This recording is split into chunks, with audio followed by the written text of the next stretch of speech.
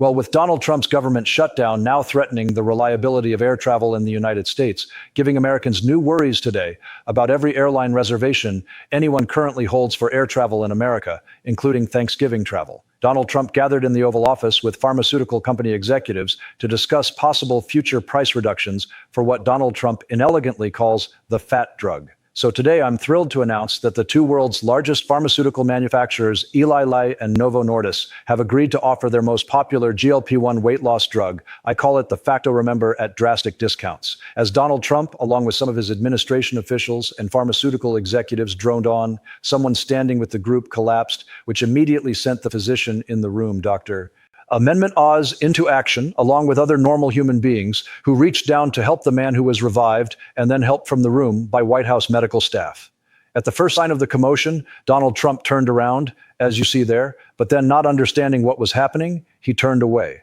When he saw that man on the ground, he looked and then turned away, as you see here.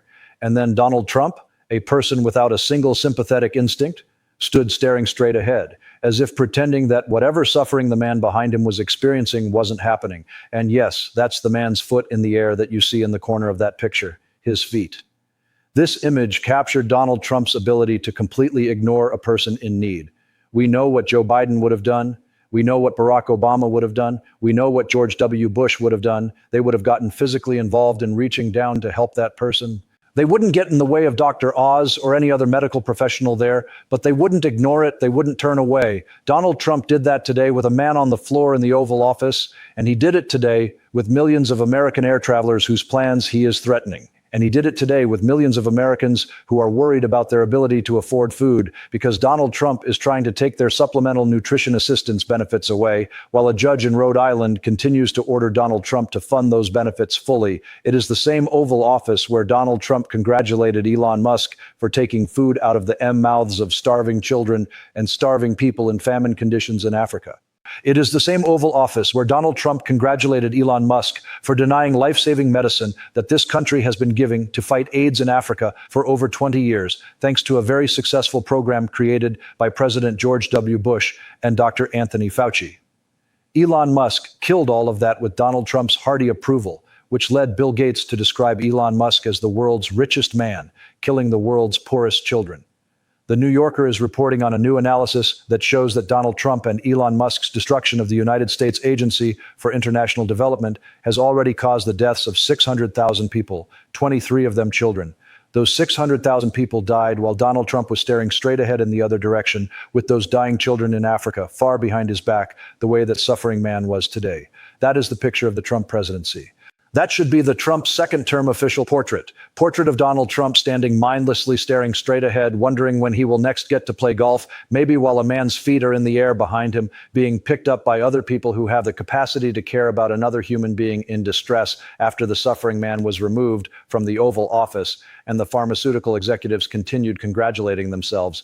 Mr. Oblivious opened the floor to questions from the White House press corps, and he finally got a good question from the White House press corps about tariffs, because yesterday the Supreme Court handed White House reporters questions that even they could understand, and the reporter who asked the question that I'm about to present to you is one of the best SP date who actually understood tariffs before the Supreme Court explained them to the White House press corps yesterday. His question was, Mr. President, yesterday in the Supreme Court, Chief Justice Roberts said the tariffs are taxes and that they're paid by Americans. He said this pretty clearly, and yet you're saying that this money is rolling in from other countries. How do you square those two? Now, before you listen to Donald Trump's words, I want to warn you there is not even a hint of an answer in what he says.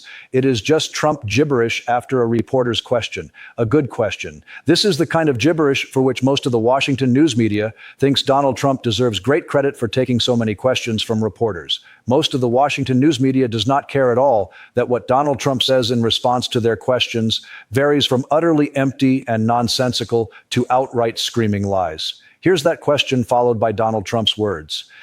Yesterday in the Supreme Court, Chief Justice Roberts said that tariffs are taxes, that they're paid by Americans. He said this pretty clearly, and yet you're saying that this money is rolling in from other countries. How do you square those two?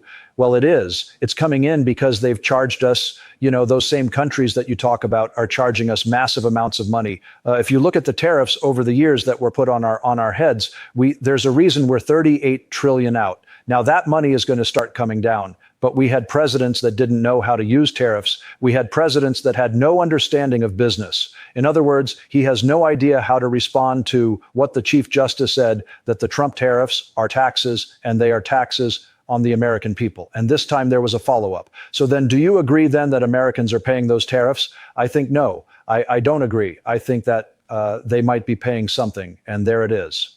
Donald Trump finally asked about Americans paying for his tariffs, and he says, quote, "I think no, I don't agree. I think that they might be paying something really, that's a new one, something China was paying all of those tariffs until today, when now apparently we are paying something as was established in the Supreme Court yesterday to the agreement of all 9 Supreme Court justices. The Trump tariffs are taxes on the American people." Chief Justice John Roberts said, yes, sure, the tariffs are a tax, and that's a core power of Congress. And the chief also said the vehicle is imposition of taxes on Americans, and that has always been the core power of Congress. Justice Amy Coney Barrett raised the issue of the Trump tariffs having to be refunded if the Supreme Court rules against the Trump tariffs, if the Supreme Court agrees with the other federal courts that the Trump tariffs are illegal and unconstitutional. And when asked about that today, Donald Trump told this lie. We'd have to pay back trillions of dollars. We've taken in trillions. We haven't taken in billions. We've taken in trillions of dollars. That is a lie. That is actually trillions of lies. The total amount of tariff revenue collected by the United States Treasury this year is $195 billion. That is roughly the same amount that the Internal Revenue Service refunds to taxpayers in a typical year. The Treasury knows how to refund billions of dollars when it takes too much money from people. In fact, Donald Trump's Justice Department lawyers, in appealing the Trump tariff case to the United States Supreme Court, assured the appeals court and the Supreme Court in writing that they could easily pay back the tariffs if they lose the case. The Treasury has very precise records of who paid the tariffs at the port of entry for all of the goods that have been illegally tariffed by Donald Trump here in the United States. And the Treasury knows exactly how to refund that money.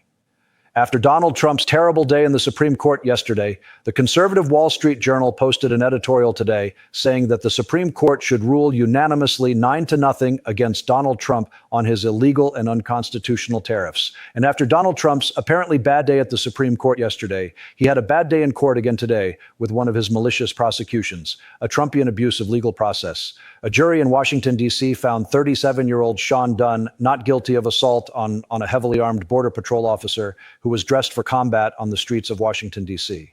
The Trump Justice Department first tried to obtain an indictment against Sean Shandun from a grand jury for felony assault, but a Washington, D.C. grand jury refused to give Donald Trump's prosecutors that indictment.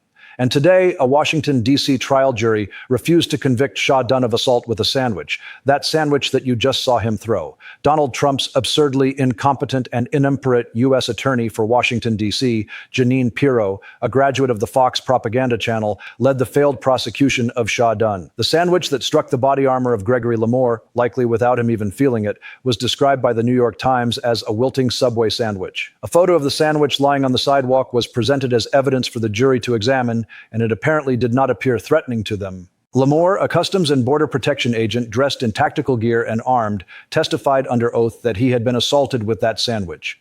As a result, he became the only officer in the agency's history to claim a sandwich assault, pursue it as a federal case, and ultimately lose when a Washington, D.C. jury rejected the claim despite the prosecution's efforts. The Speaker argues that this reflects how Donald Trump is directing federal power. Instead of focusing on pressing national concerns like strengthening air traffic control or improving air travel safety, Trump has reportedly fired FAA officials this year, allegedly without clear justification. The criticism claims that figures such as Elon Musk supported those dismissals, contributing to growing instability in the aviation system. According to the Speaker, a government shutdown has further worsened the air travel situation, yet Trump has taken no meaningful action to address it. While everyday Americans worry about canceled flights, holiday travel disruptions, rising healthcare costs, and food affordability, the Speaker argues that Trump and his associates are insulated from these struggles. Many within his circle travel by private jet or government aircraft, shielded from the inconveniences affecting ordinary citizens. The criticism extends to cabinet officials, including Homeland Security Secretary Kristi Noem, who is accused of authorizing costly aircraft purchases while budget debates affect public assistance programs. The speech concludes by portraying Trump and his administration as detached from the hardships faced by many Americans, unaffected by shutdowns, economic strain, or public service disruptions. It suggests that recent Democratic electoral gains could shift the balance of power in Congress. If that trend continues, House Democratic leader Hakeem Jeffries may soon be in a position to pressure Trump to address the everyday concerns of American citizens.